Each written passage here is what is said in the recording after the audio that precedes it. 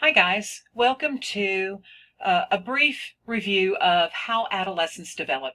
This is Dr. Lassane. To match kids to books successfully, we need to first and foremost know readers. So I want to start this particular discussion with all the different kinds of ways that we can know readers, that we can know about how they develop and they grow.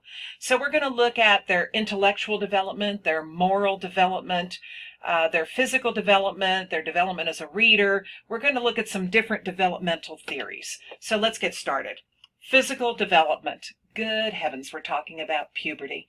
Don't you wish sometimes there would have been a puberty app to help you along the way? Because I know that over the course of the years spent changing physically through puberty, the overriding question was always, am I normal? And the answer overridingly tended to be probably not, because everybody develops at a different rate, at a different time, in a different way. So for girls, you either developed breasts or you didn't. They were either too big or too small. They were never just right, to use Goldilocks kind of analogy. And I assume it's the same thing for guys, not having that experience, but it's that physical development where we are constantly saying to ourselves, am I normal? When is this going to change? When will my skin clear up? When will I grow into my ears? Will my nose always be something that I want to take care of because I'm not happy with it? Will my teeth ever get straight? Think about all those times that we talked about our physical bodies, and still do. If you listen to girls, they'll talk about, what am I supposed to look like? Oh, I really hate my hair. Oh, I really hate my fill in the blank. It's a time of change, and that change is never an easy time. And we need to remember that when we're dealing with adolescents, that their physical reality is sometimes just gets in the way of everything else. There are lots of books that talk about the physical development of kids, that look at our main characters as they're transitioning from child to tween to teen. And part of what we should do as educators is look for those books that assure kids about their physical development, that assure them through puberty that they will survive, that they are normal, and that while there's not an app for that, they will get through. Intellectually, there's a great deal of change during adolescence, and I really want to point to the work of Jean Piaget here.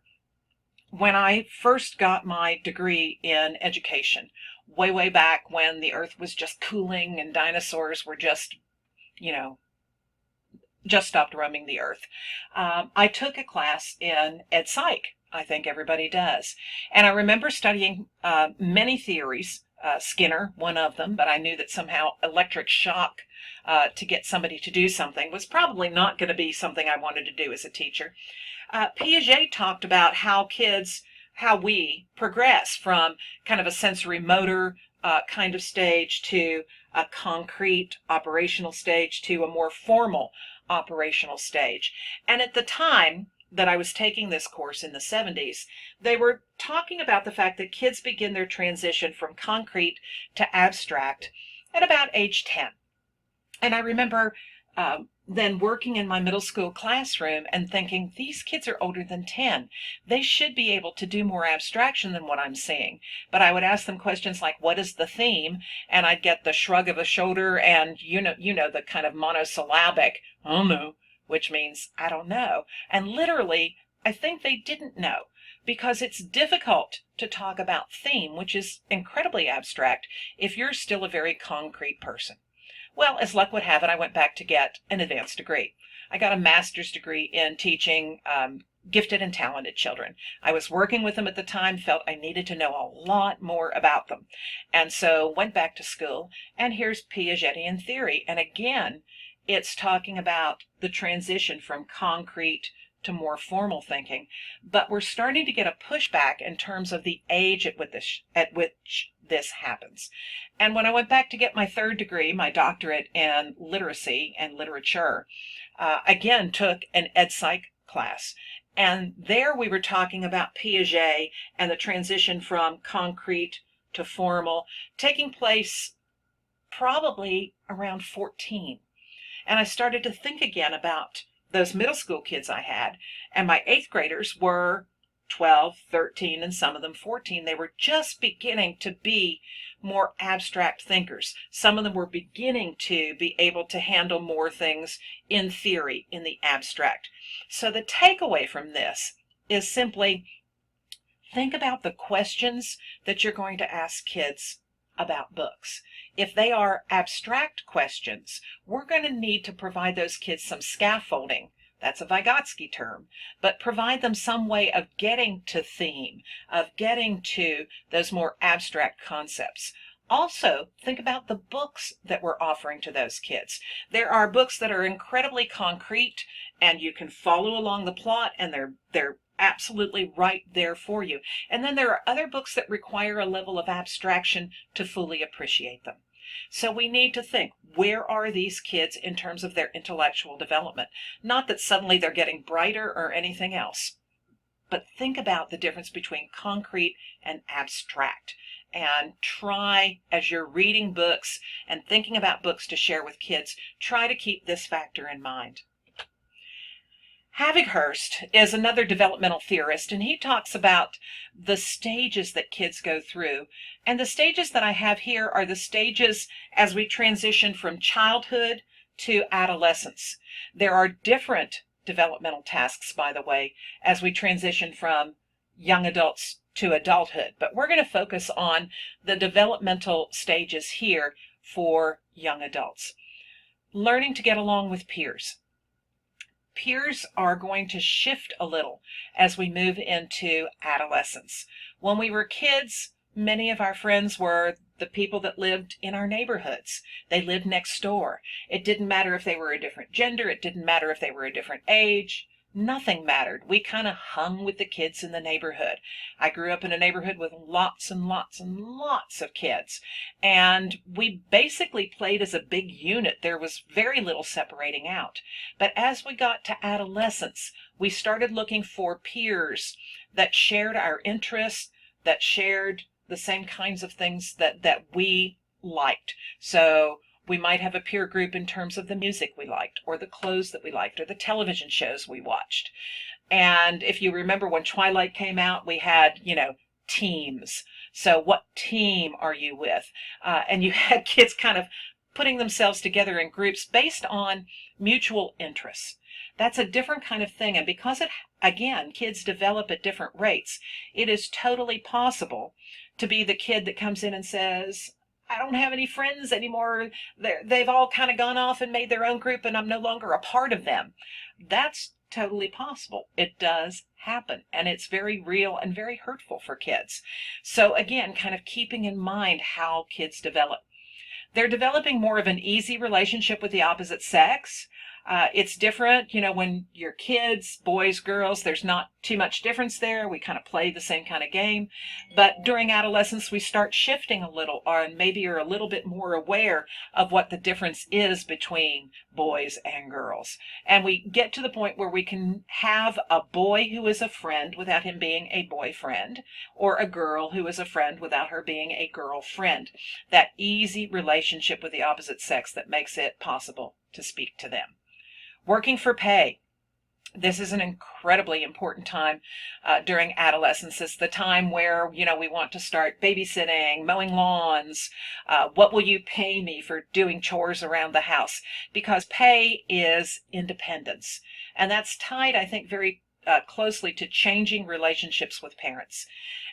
During adolescence, there's a pulling away. There's a challenge. We look at our parents, at what they believe, and we start questioning whether or not we believe the same thing. Occasionally during adolescence, we move to almost 180-degree difference between our parents. Gradually, usually, we move back to a little closer alignment, but those relationships change. You'll have parents that will come in and talk to you as an educator who are just at wit's end, and you'll say, oh, but this kid is so cool. We just love this kid.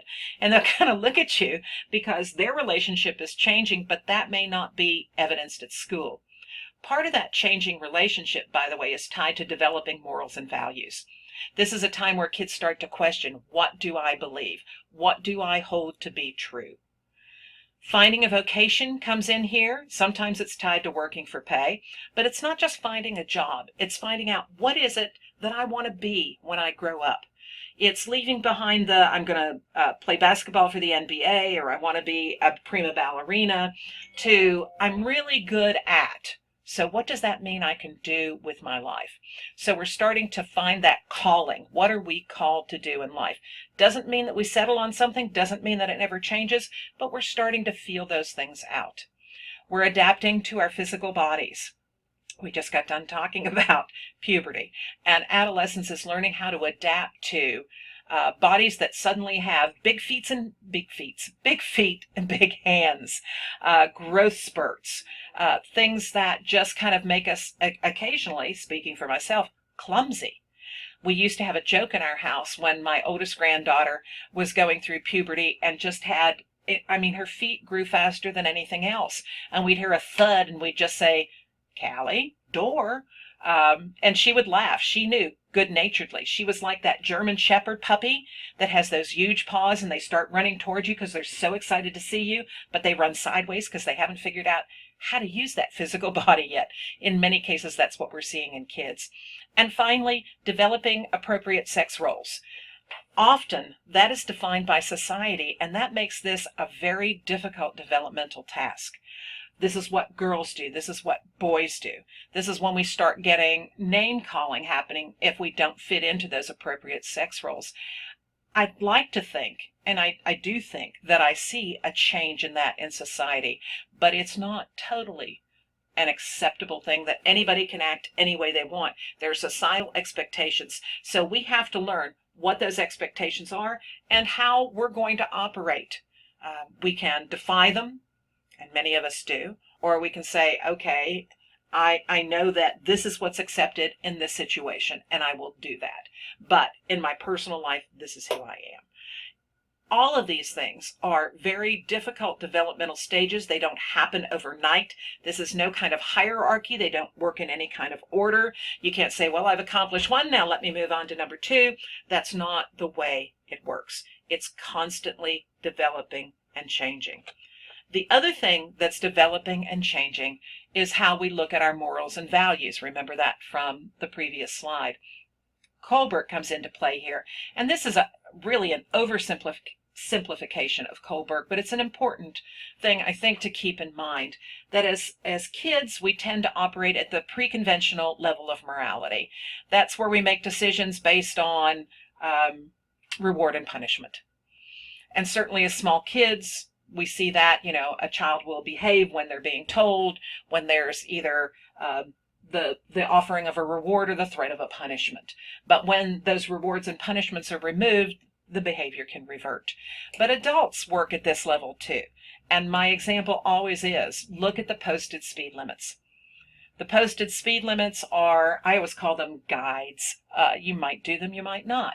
There are plenty of people who speed like crazy, but they don't speed if they can see the bubble lights of the policeman or the state trooper up ahead.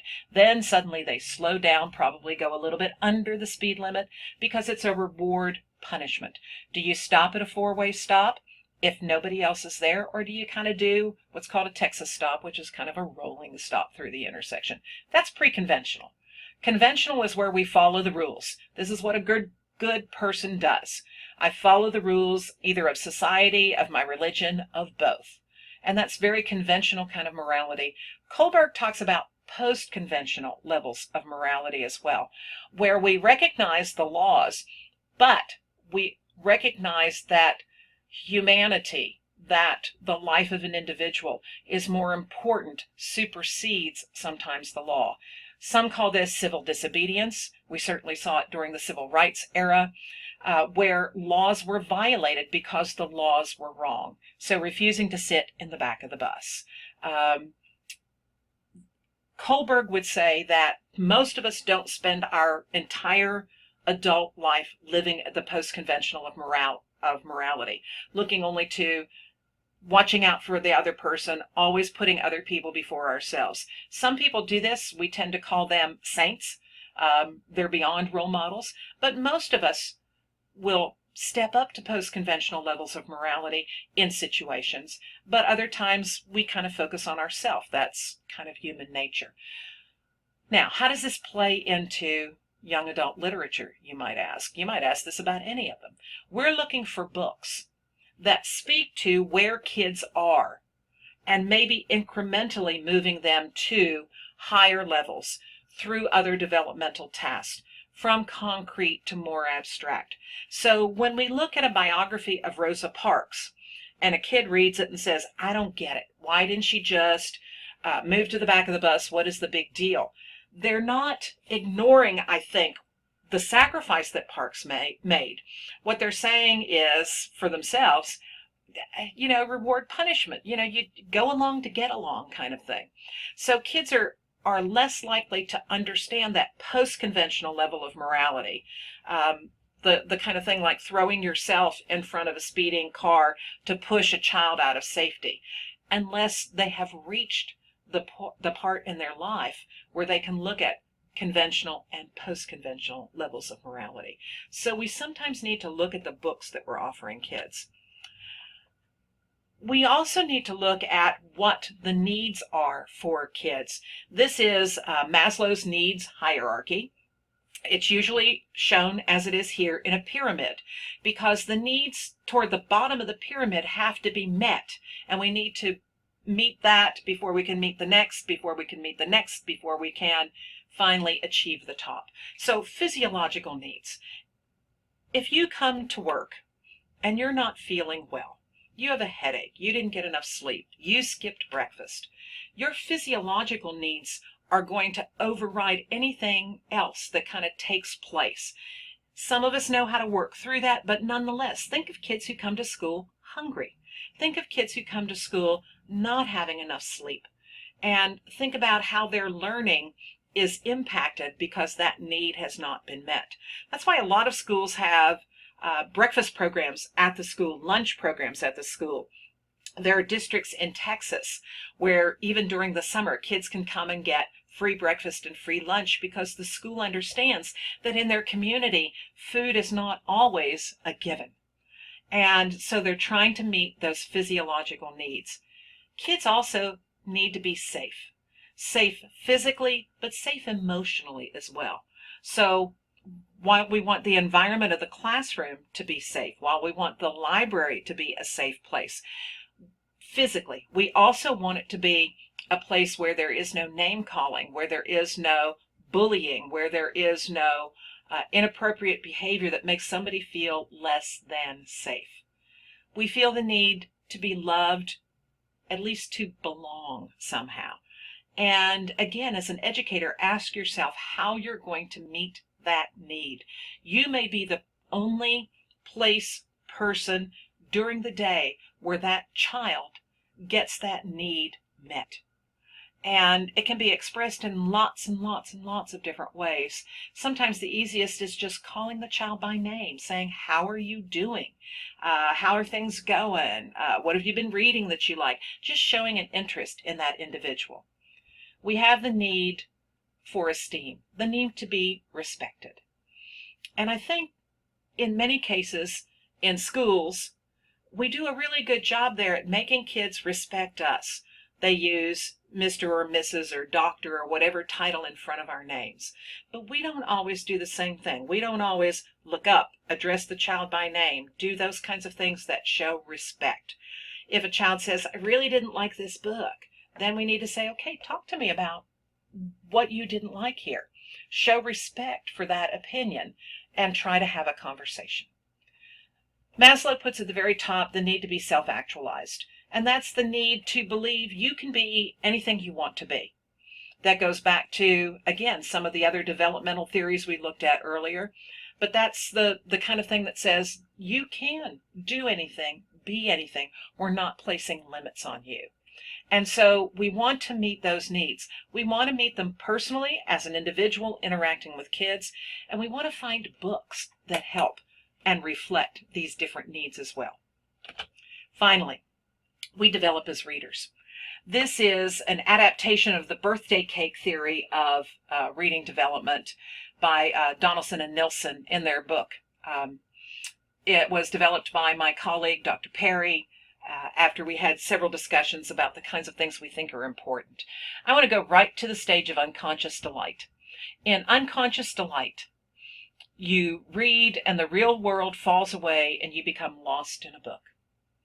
When we look at unconscious delight, often what we're looking at is series books or serial reading of some kind.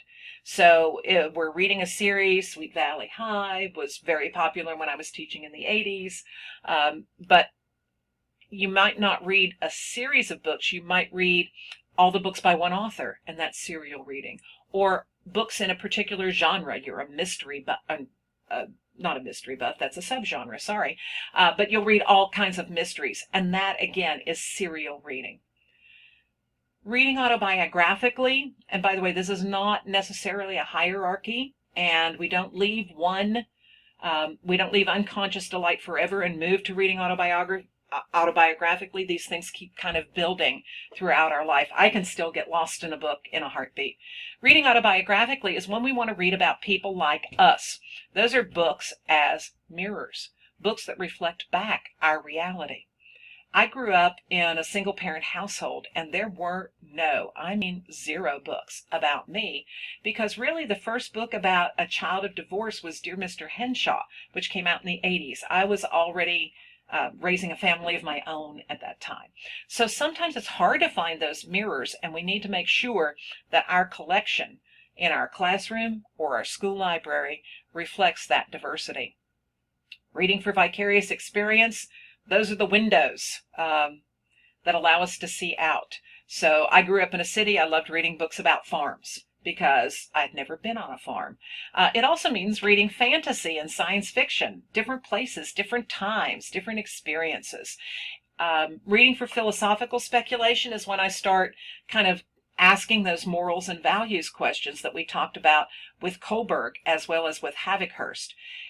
Nonfiction is often read during this time, but philosophical speculation doesn't just happen in nonfiction. Think about The Giver by Lois Lowry and the questions that we have about what's going on in that society and whether or not it's a good thing that feelings are controlled, whether or not it's a good thing that if you don't thrive, you are released.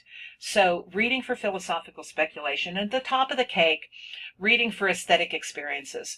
Reading for the sheer beauty, the wonder of the reading experience itself. Reading a book and sighing over a character you've fallen in love with, or an ending that is so satisfactory.